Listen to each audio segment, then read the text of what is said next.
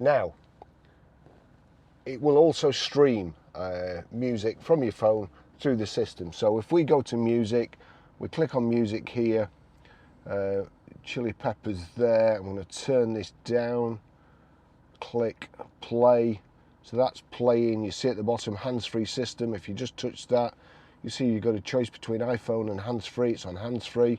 We'll go back to the record, over to the system, we'll click media.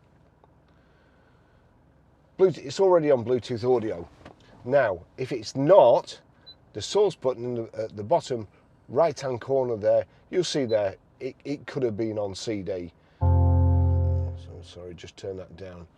So, we're on music here, we click play, we go over to the system, we click media,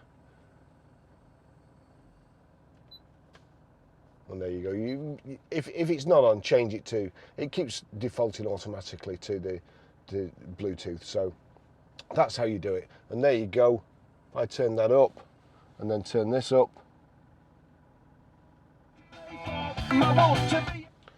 that's how you stream audio.